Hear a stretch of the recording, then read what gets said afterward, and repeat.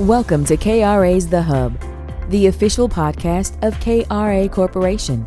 And now get ready to hear workforce topics and trends you need to know on the go.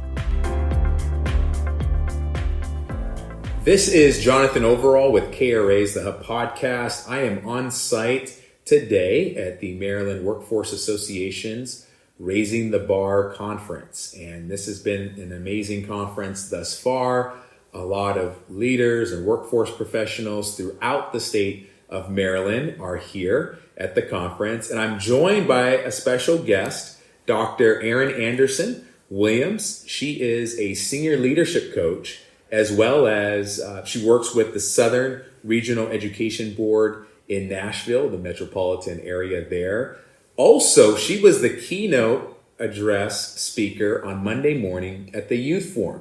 And Dr. Erin has an extensive career in youth work, career coaching, but I'm going to I'm going to introduce her here in a moment to give us a background about her. But Dr. Erin, welcome to KRA's The Hub podcast. Thank you so much. So excited to be here. Well, you and I had a chance to connect, and I'm excited for this talk because you have an extensive background that includes workforce development, but even more than that. Give us a brief overview of your background and your career journey. Sure, I love it. Well, currently I serve as a senior leadership coach for the Southern Regional Education Board, but I started my education and workforce journey as a teaching school counselor. I went to Tennessee State University, started out as a criminal justice major, and along the way I had a experience where I wanted to enter into the criminal justice system as a juvenile court judge. And watching youth make decisions, knowing that I would have to make my decisions according to the law, I decided I wanted to get where students were and help guide them into life through education and through counseling. So just through the matriculation of being in the school system, working with students to help them think about their career choices and how to use education as a leverage for life, I became a school administrator for middle school and high schools and an executive director in Nashville to help support middle school and high school development, and using the backdrop of life and career as the way to connect the dots and make relevant for students. So for the past 5 years, I've been working as a coach that gets to travel across the country and encourage the connection from education to business and industry, and help us as a community make opportunities for students to see the world of work as something that applies to them, and the different avenues and pathways that they can access that to create lifestyles and lives that they can contribute to society. It's been an exciting journey. That's great. Now, you've been in this work, you've seen a lot of things change, and I feel like things are changing at a rapid pace.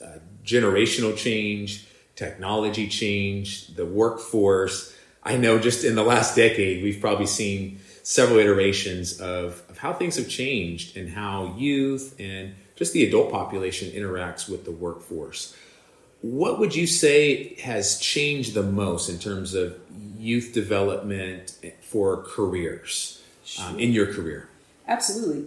To me, the greatest change has been the speed and rate of innovation, because life is life. Children are children, adults are adults, but the tools that we use today to enter into our careers change really overnight every day. Our industries are changing. There's more technology, there's more automation, there's more need for an understanding of application of skills versus just stepping into a space and having just remote operations in your job. We need thinkers, we need innovators, we need collaborators, not just in education, but in healthcare, in manufacturing, in information technology, and all of those areas of industry, they overlap even the more now. And so the rate of change makes everyone have to stay in a continuous learning space.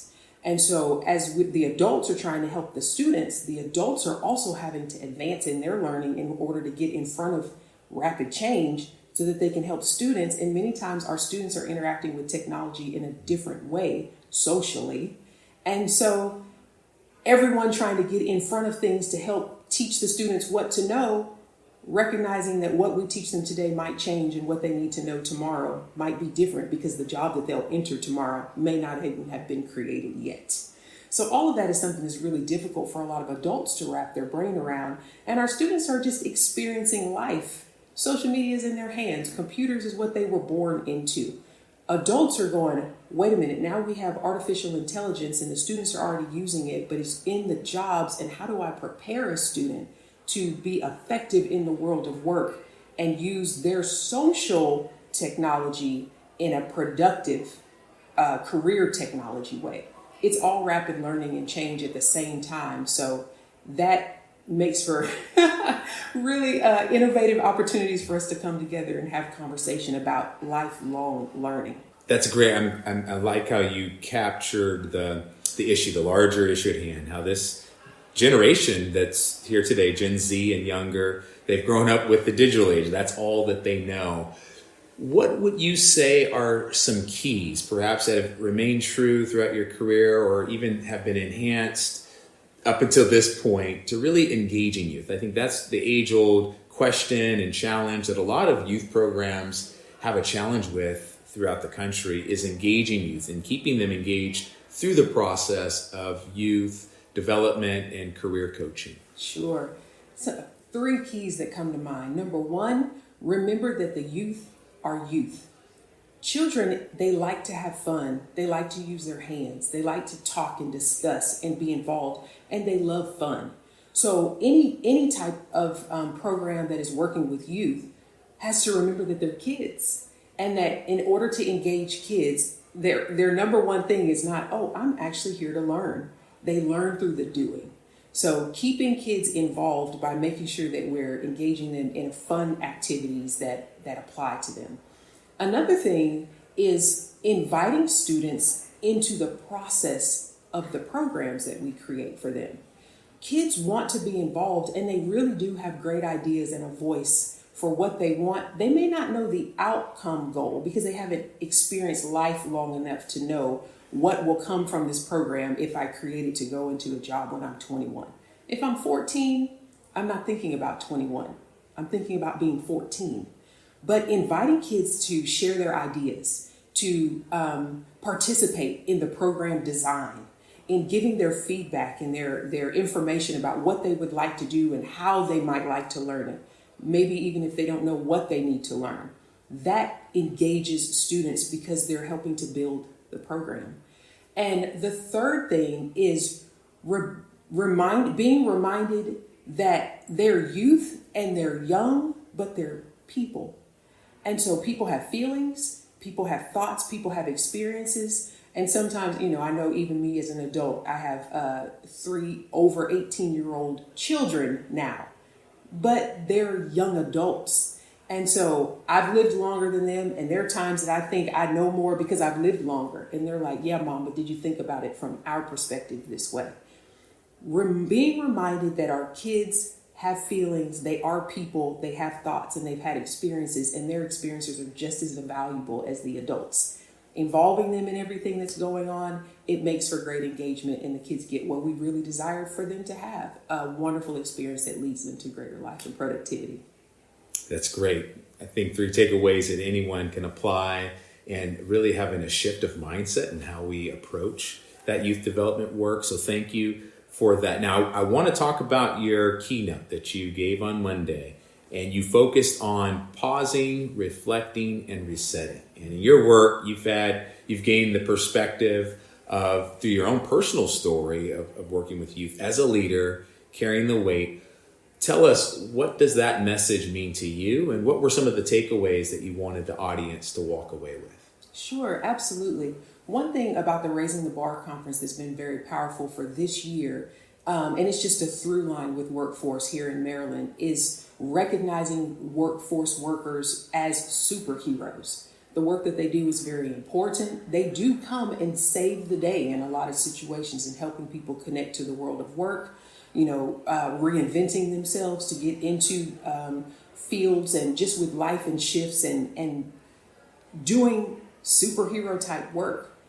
But the main takeaway from the talk was, yes, you do superhero work, but there's a human inside that superhero costume.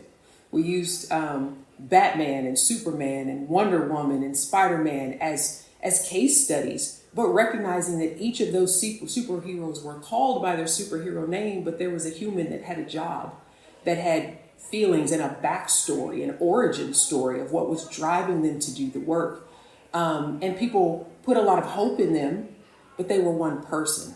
And so the key of the talk was to remind people, yes, you do superhero things in your field, but we need to be reminded that you as an individual are a human. And one of the biggest takeaways was, we know that you pack your lunch every day to go to work, but why are we not eating it until 4:00? Being able to reflect on why we're here, the passion that we have, be reminded that we are one person in the collective that's doing the work, that all of the weight doesn't land on the shoulders of one person. And as for personal leadership, taking that expectation off of self, because that in itself creates stress and burnout. If I think I am the one to save the day, I'm carrying a weight and a burden that's unrealistic. And it's wearing me out and keeping me out of the work and the joy of doing the work. Another thing that we really wanted to drive home was that being able to reflect and reset our thinking. You know what? I am trying to be the savior here, but I'm not. I'm here to be a partner here. That perspective shift of reminding myself of my limitations. I do need to sleep. I do need to eat. I do need to set a boundary in the work. I can't keep working continuously. It's okay to go home and spend time with my family and not feel guilty about that. And sometimes we do feel guilty about saying, no, I need to close my door. The last thing was to get people to refuel, to use the conference time to get the energy back from their colleagues, seeing that other people are doing the work, they're carrying the weight, but there's joy in it. And finding that joy, sharing that joy, talking about the other things that fill your life to refuel you to be able to come back the next day and keep doing the work. The talk was really just a challenge to all of the superhero workforce workers. Take the cape off every now and then, change the perspective, and just be human while you're out here saving the day. And that's such a key. I like the way you frame it, the superhero complex, because it's so easy. Feeling the burden and the weight of serving the community and individuals, that you can carry that and not take proper care of yourself, and burnout usually is on the other side. And so it's such a relevant topic. Lastly, I want to, with the times that we're in, it seems like funding is becoming less and less in workforce. I know that's impacted youth services as well. How have you seen that message resonate with leaders who are in an environment, an industry where funding is less, and perhaps that weight is increasing because there are fewer people to do the work within organizations? Absolutely. The biggest impact is also in a shift in perspective of how we continue to do the work with fewer resources, financial resources. If we don't have the resources to hire more people, it means that we need to partner even greater with the fewer people that are doing the work across the board, and collaborate and strategically think of how to get the mission accomplished with the fewer resources. What we don't have the luxury of doing is saying, oh, well, there's fewer dollars, so the need isn't there anymore. No, the need is actually greater there because there are fewer dollars.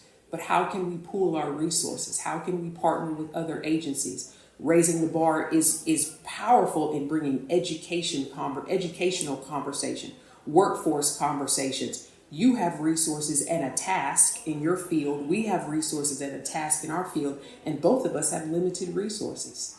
How do we pool what we have and think differently about how we work and how we work together so that we can still move the needle on the mission that we have, because the mission is massive and it's so important. Tying back to that stress and burnout, it's very stressful when I had a pot of money that got cut in half. How do I still do the things that I need to do? Well, I might have to cut back on some things, but I need to key in on what are our priority focus areas, and rebudget how we work, but then also fill in those resources with other partnerships and people that might have what we don't also have. So raising the bar gives an opportunity to have those powerful conversations.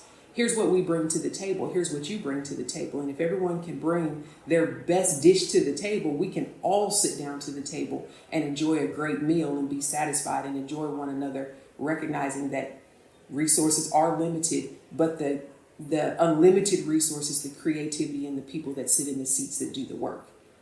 Being innovative to figure out how to still make things happen, knowing that there's shifts and changes, and there may be other shifts and changes. Financially today, human resource tomorrow, structural businesses or things. It's about coming together and thinking differently about how we get accomplished what we're here to do. That's great. Collaboration, staying mission focused, and really keeping the goal in mind. Dr. Erin, I want to thank you for your time here at this conference. There's so many more questions that I have, and I would love to have you on the Hub again because of the work that you're doing. Now, for those that are listening right now, how can they find out more about your work and what you do as a strategic coach? Sure. The Southern Regional Education Board is a nonprofit organization, and there are a host of free resources, tools, data. Maryland is one of our membership states, so you can go to sreb.org and learn more about our organization and resources that can support you in the work even now. Personally, Erin.Anderson-Williams.org at sreb.org. I apologize. Or you can find me in the directory of our main website, and be happy to connect with you and guide in, just for being a greater support to the work that's being done. Well, thank you, Dr. Erin, again. And like I said, you're a friend of the show already, and I look forward to talking with you more as other topics that are relevant to what you're doing. But workforce and education, it's a requirement now going forward to start working together and collaborating in a greater way with some of the recent legislation. And so there are a lot of relevant topics that come up in this area, and especially youth. So thank you for joining us. Enjoy the rest of the conference and safe travels back to Tennessee. Thank you so much. I've really enjoyed the conversation and look forward to continuing. Thank you for listening to KRA's The Hub. Don't forget to subscribe to the podcast on Spotify, Apple Podcasts, or wherever you listen to podcasts. To learn more about KRA Corporation, visit www.kra.com. Thanks so much for listening, and we'll be back soon with a new episode.